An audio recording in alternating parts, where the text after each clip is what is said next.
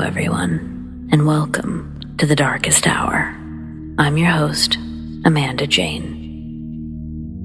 Have you ever been so bored or unfazed by existence that you ended up doing something you never really imagined yourself doing? An amateur seance with friends, Bloody Mary in the mirror, perhaps even using a Ouija board.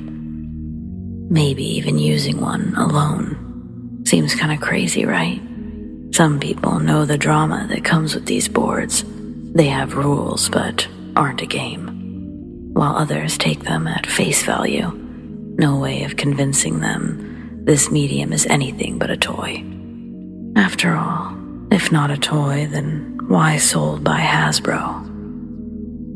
Well, where some would cure boredom with a good book, binging a new series, or taking a hike, others are drawn to that something different, because not everyone endures boredom in the same way. We have different tolerance levels when it comes to enduring the monotony that is sometimes life. And individually, we all have to follow that wonder sometimes, even if it leads us to hard lessons. They're lessons nonetheless. So, let's get started. Shall we?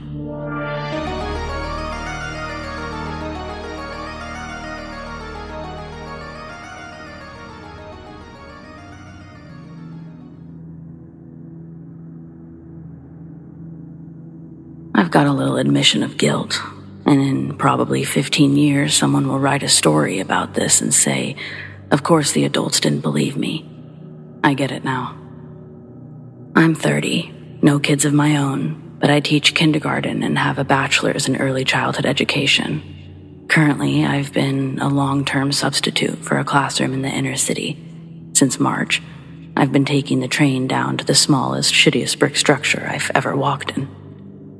There's a genuine stress in the back of my mind every day that the ceiling will collapse while I'm teaching. There's 2 weeks until summer, and I cannot wait to be out of there. But I digress. Last Friday was show and tell day. All the students brought something from home to participate. In the morning, I'm standing just inside the main doors of the school, greeting the children as they enter. One student, we'll call Tim, was walking into the school. In his hands was a big, beautiful rosary. Hundreds of blue prayer beads decorating the cord. The moment Tim steps foot through the doorway, I see his rosary get yanked out of his grip. The pole snaps the knotted ropes and makes Tim stumble off balance, falling to the ground as the cross and all of the prayer beads bounce and scatter across the cracked hardwood floor. A couple just feet in front of him. Tim instantly starts crying. I hustle to help him up and dust him off, but he's inconsolable, shrieking in pain and terror. A few seconds later, his mom runs in and sweeps him up. She'd seen him fall from the parking lot, but obviously didn't see what I saw. It scared the absolute shit out of me. But when Tim's mom asks what happened, I look at Tim, back at her. I say, I don't know, Paula. I think he tripped over the doorframe. Tim screams about a rain cloud man grabbing Abuela's cross. Paula looks confused and kinda chuckles about his claim. I match her response, but inside, I'm squirming. I saw that rosary get pulled out of his hands. I didn't see by what, but I definitely witnessed something I couldn't explain, and so I didn't. I told Tim, it's a sunny day outside. Keeping my stone-faced smile, I reassured Paula the rosary must have gotten caught on the metal doorframe when he entered. She was heartbroken about the rosary. It belonged to her mother. Tim wouldn't settle down. Paula was already fighting to hold back tears, so she just took him home that day. By first recess, the janitor had already cleaned the beads and the cross from the entry hallway. If I could have responded the way I originally wanted, I would have right then and there, next to Tim, been crying. But I couldn't.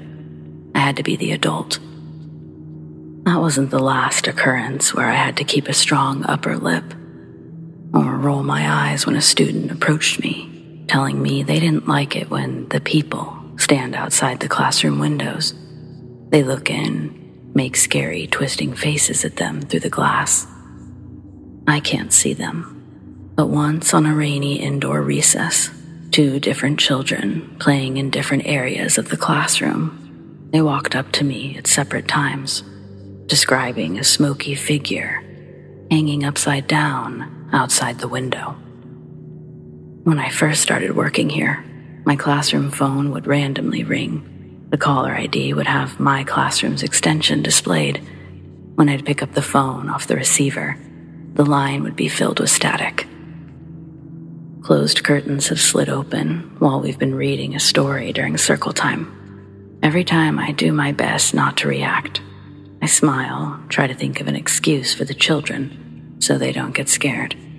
But this is getting to be too much. Again, the only reason I'm sticking this out is because we have 2 weeks left. I can survive 2 weeks. I've survived 4 months. I can do this. If I'd been hired full-time here, I'd be quitting and looking for a new job this summer.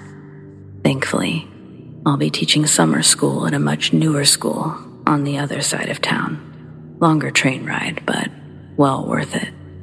The principal here asked me if I wanted to do summer school here, and I was like, no fucking way.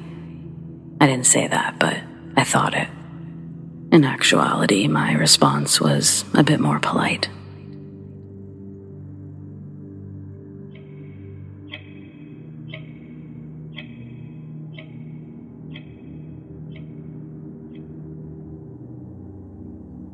I've always enjoyed the paranormal. I've never believed in it, but sometimes it's fun to pretend. Life is boring and depression is tricky. I wanted to shake things up, so when I saw a Ouija board at the Goodwill, it seemed like a perfect fit. Technically speaking, I suppose I was right. It's true what they say. You really should be careful what you wish for. Anyway, I played alone, partly because I don't know anyone else willing to touch this kind of stuff, and partly because I didn't want to wonder who was moving the planchette. Fun fact, planchette is French for little plank. I live on a small country road with nothing but a patch of woods separating me from an abandoned church and its small cemetery. This sounded like the perfect place to give the game a whirl. I drank a few glasses of wine, lit some candles, and set up the board in the middle of the floor next to the altar. With 2 fingers on the planchette, I started the session by asking if any spirits were present. Nothing happened. I asked a few more random questions with the same result, and reality began to sink in. I had broken into this old church, walked through giant cobwebs, sat on the dirty floor of splinters, just so that I could play pretend for 5 minutes. It was both annoying and a little embarrassing, but hey, in for a penny, in for a pound. If there's one thing that all the ghost hunter shows agree on, it's that the dead do not appreciate being taunted. So that's exactly what I did. I ranted that spirits don't exist and it wouldn't matter if they did, because they would still be too weak to communicate. It was during this time that I noticed a sudden chill in the air, but I'm always cold. I assumed I was just psyching myself out and continued on my tirade. Afterwards, I decided to try one more question before calling it a night. Only this time, I got an answer. When I asked if anyone else was there with me, the planchette began moving beneath my fingers. It took every ounce of self-control to not rip my hands away as it glided to yes. At first, I was frozen in a state of shock, but that trance was broken moments later when a set of footsteps penetrated the heavy silence of the dimly lit room. They were clearly walking up the church's small porch steps, like someone was going to walk inside any second. All thoughts of the paranormal vanished in an instant as I realized how stupid I'd been to trap myself inside a tiny abandoned building with only one exit. I felt safe there because it was so close to my house, but anyone could have been using that place for any number of reasons. I didn't even check it over first. I just walked in and began lighting candles. When the footsteps finally reached the door, they stopped. It was only open to a small crack, and I couldn't see a thing through it from this angle. I held my breath, waiting for whoever it was to enter, but there was only silence. I wanted to call 911, but my phone was stuck on no service. It always works fine in my house, but now I couldn't get a single bar. Finally, I couldn't take it anymore. I called out asking who was there, but no one answered. I became terrified that someone would grab me if I tried to leave, but before I could think of what to do next, I heard the light scratching of the planchette moving across the wooden board at my feet. I looked down to see it spell the word, here. At the same time, the small wooden chair toppled over in the corner, and the creaking door was slowly pushed open, as if someone were trying to draw out the noise as long as possible. It didn't stop until it hit the wall, and there was just enough light to see that no one was in the entrance. It would have happened much faster and been far less dramatic if the wind had simply blown it open, but this felt incredibly deliberate. There was a small window on each of the 4 walls. I began to wonder if I could fit through one. I couldn't shake the feeling that someone was waiting just outside that door, but the windows were no safer. As I approached the one facing my house, I saw the shape of someone's head and shoulders pass right by. It was too dark to see any of their features. It just looked like a shadow person, and I didn't know what to believe anymore. I still don't. Backing away from the window, I tripped over the Ouija board, fell flat on my back, but the planchette never left the board, even though it had been flipped over in the process.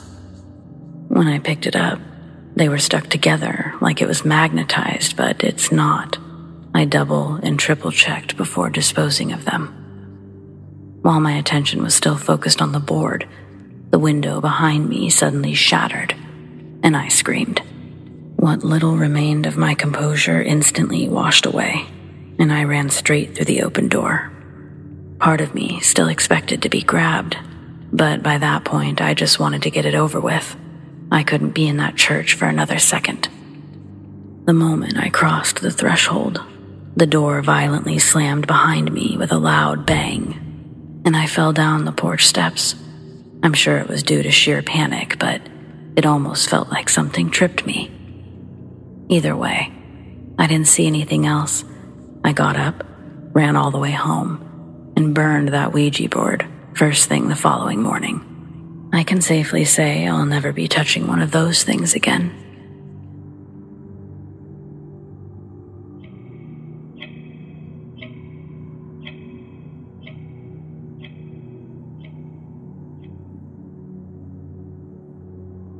Something strange has been happening to me lately. I keep hearing my name being called, even though nobody is calling it. I've tried searching this on Google. However, most of the articles or blogs that I come across talk about people's names being called and nobody being there. However, my name's been called in my own house, and my own family has been there. This happened 4 times so far. One day I was watching Netflix.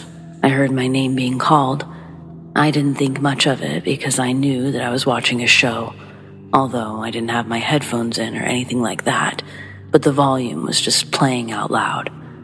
It was still creepy because my parents said that they didn't call my name. Nobody else in the house either.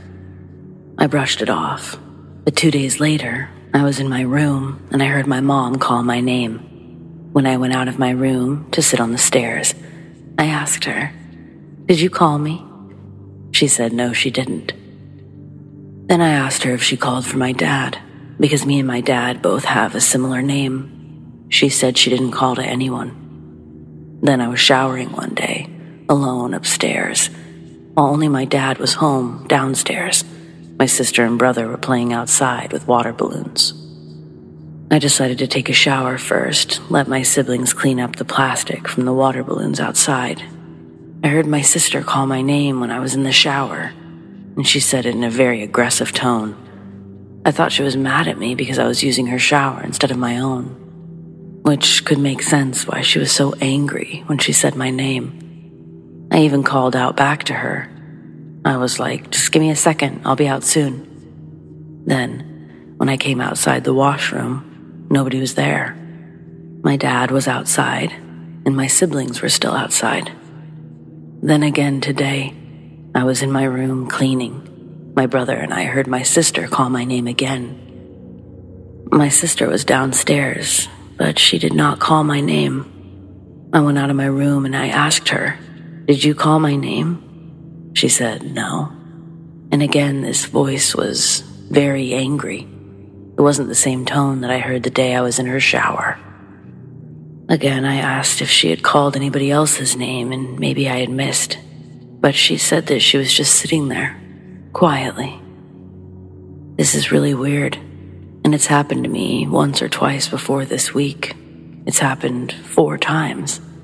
And I know people say you shouldn't call back to the name. But most of the time that this happens, I'm not home alone. People are actually around me. I don't know what's scarier because if I'm home alone, at least I know for sure that I'm hearing things I'm not supposed to. But my brother was in the room with me when my sister called my name, except my brother heard absolutely nothing. It was only me who heard it and jumped at it and almost ran down the stairs because I actually thought she needed something.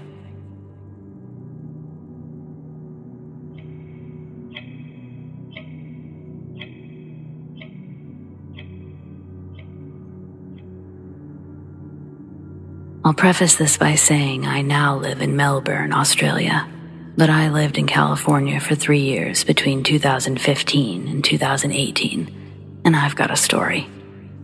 My potential skinwalker encounter was in September 2016.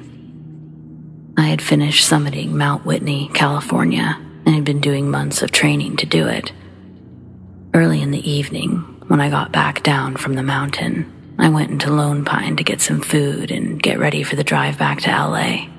But before that, I went to the Alabama Hills scenic area, just outside of town, to sit and eat some food and marvel at the 1,400-foot mountain I'd just summited with my team.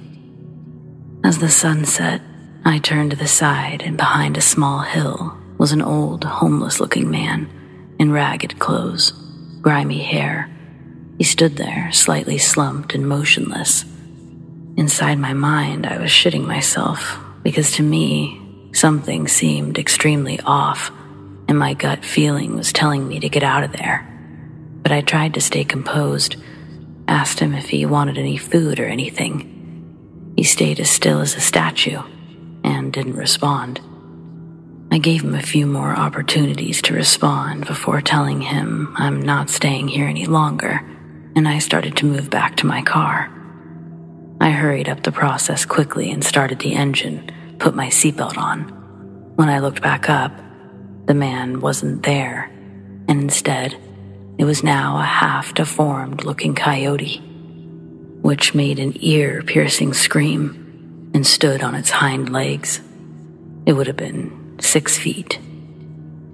I backed it in reverse and floored it out of there, and it kept up with me for at least 200 meters. I'm pretty much convinced that it was a skinwalker.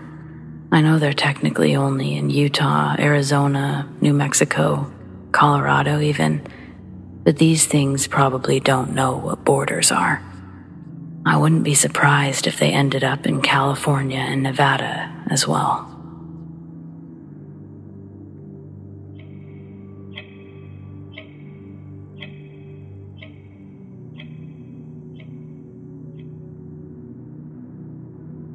The ocean used to be my favorite place until last summer when I almost drowned.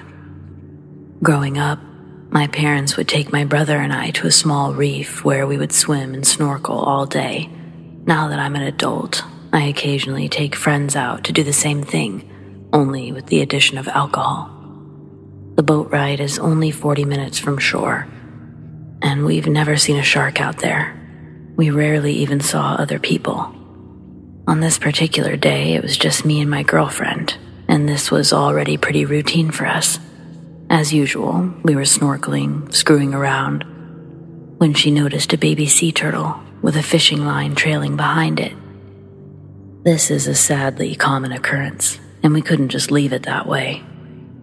Sometimes they get tangled in a net, or just get so wrapped up that you have to cut through thick layers, so I always keep a good knife on me while in the water.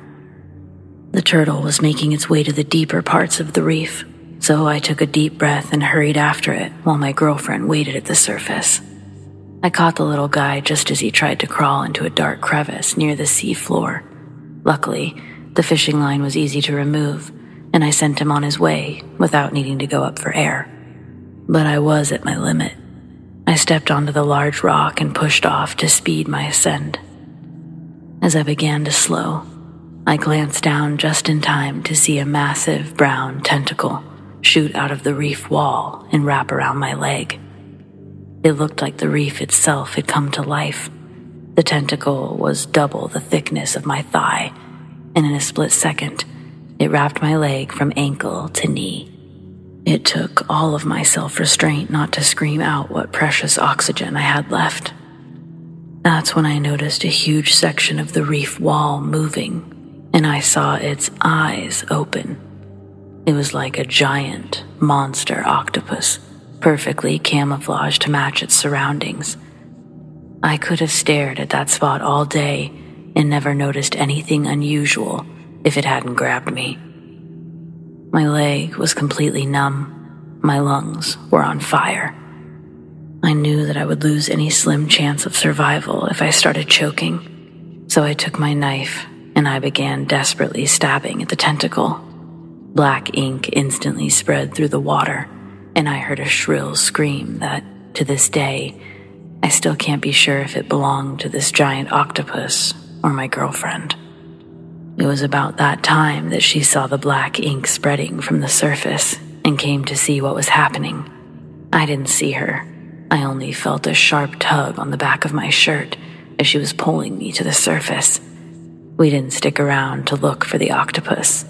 We just hurried onto the boat and got away from that place. Only after we gained some distance did I stop to explain what happened and look at my leg. I stabbed myself twice and had to get over 30 stitches afterwards. But aside from that and a touch of PTSD, I was fine. Obviously, we've never gone back and don't intend to, but I just have to know. Has anyone else seen an octopus that size? Was it even an octopus? Could it have been anything else?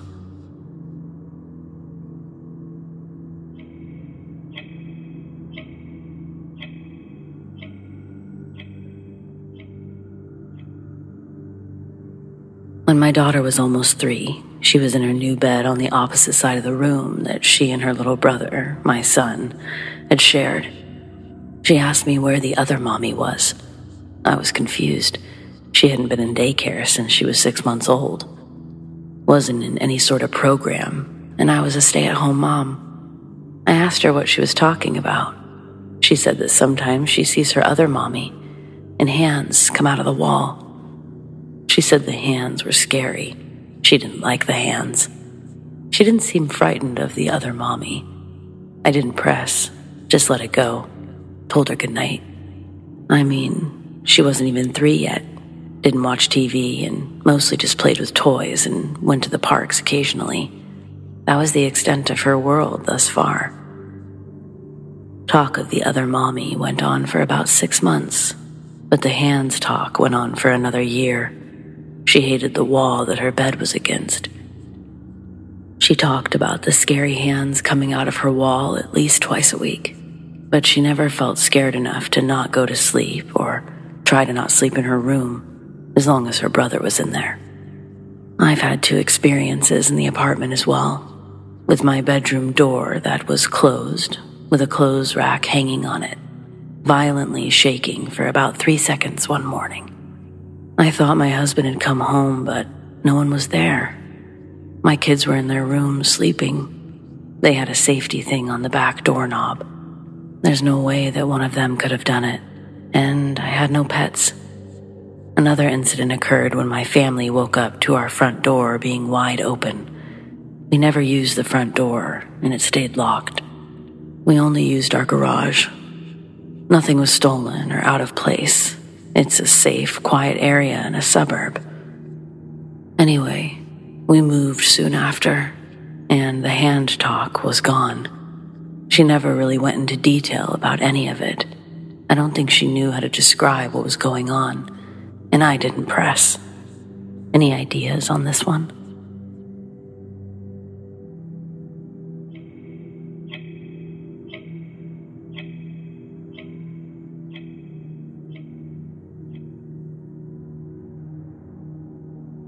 My family was forced to put my grandmother into a nursing home when her dementia became too much to manage independently. I was about 8 at the time. I didn't really understand what dementia does to people, but even at that age, I was aware of her decline in health and change in behavior. My grandma used to be my babysitter after school when my parents were at work.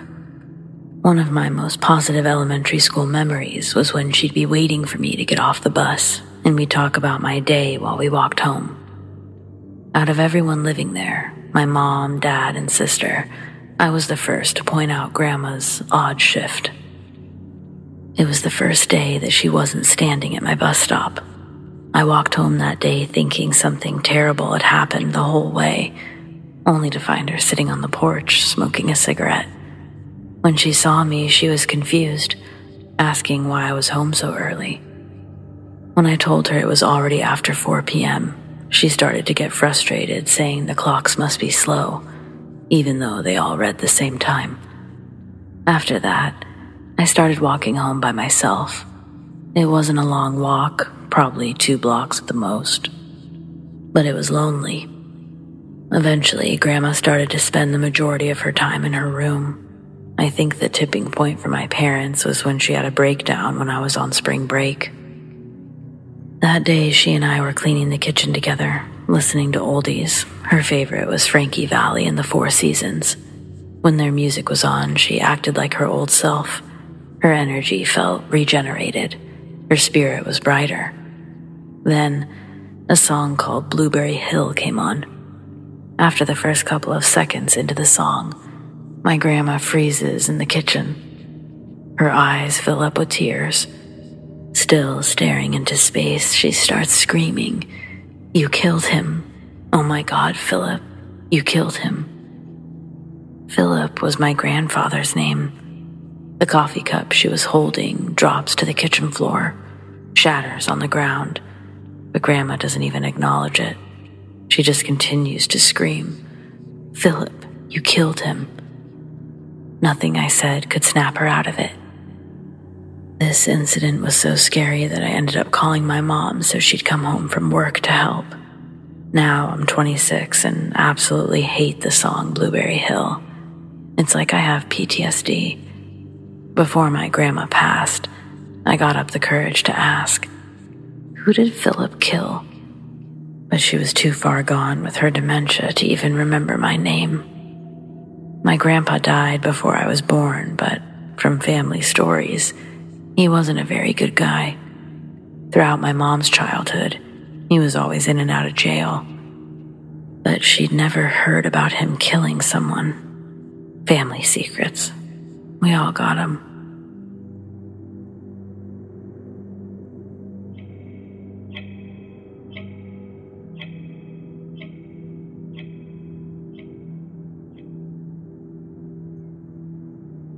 On my 14th birthday, I'd invited some close friends over. We spent most of our time eating junk food and watching TV. After 3 or so movies, we decided we wanted to do something else. I had bought a Ouija board a few months back and wanted to try it out. I should probably mention that I was the only one who knew how it worked and what it was supposed to do. We all sat in a circle. Each one of us put our fingers on the planchette. 6 of us or so in total. I spent 5 to 10 minutes trying to explain how it worked and what was supposed to happen, answered some questions that they had, and we were ready to go. We began with the question of, is anyone else here with us? Nothing happened for a solid 10 minutes, and we were starting to get impatient. We asked again. This time, after 2 minutes or so, the planchette started moving towards yes. At this point, everyone was making fun of the whole situation. We were almost certain that one of us was moving it because nothing was happening. We then asked, "What's your name?" expecting something completely made up and funny, since one of us would have had to think of something on the spot. Raoul. That's the name that still gives me chills to this day. We asked how old Raoul was. The board spelled 25. We asked how he died. The board spelled car crash. After that, we decided that this was getting too real. We wanted to stop, but in spite of not asking anything, the planchette started to move. We all froze, waiting to see what it would spell. Jackie. After that, we decided it was time to stop. We said goodbye and put the board away. Later that night, an hour after everyone went home, I get a message from my friend. It was a link to an article. Under the link, she'd written, "You're not going to believe this." I open the article and start reading. It was about a male car crash victim named Raoul, age 25. What really terrified me was that later in the article, it was written that the person initially driving the car, who also died in the crash, was his mother, Jackie. I still talk to my friends about this to this day, and to be honest, we still think that maybe it was just one of us moving the planchette. I know I wasn't, but who knows? Just wanted to share my experience with others, but of course, it's up to you to believe it or not. Thanks.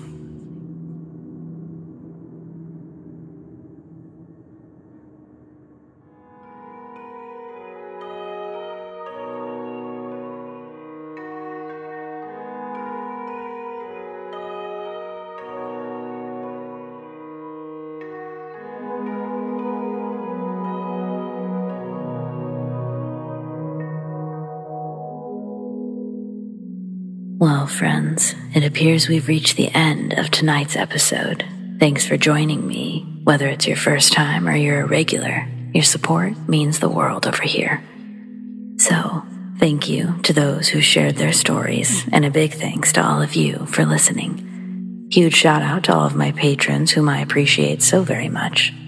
Tracy S, Tamara K, Monica L, ZoeWatt, Chelle B, Donald C, Marion T, Rat Girl, Alisha S, Erin G, Nikki H, Mr. Revenant, Naz K, Brendon G, Paul T, Nicholas C, Lissane, Arlene F, and Adrienne. If you want to support the Darkest Hour in other ways, consider joining my Patreon. Check out patreon.com/thedarkesthour, or click the link in the description to learn more. Do you have stories like these? I'd love to share them. Send them to me, amandadarkesthour@gmail.com, or on the Darkest Hour subreddit, the Darkest Hour YT. We've got brand new episodes every Friday night. Keep those eyes open just long enough for those deep sleep videos, and of course, double features. Subscribe, tap the bell so you never miss a thing. Thanks everyone, and stay spooky.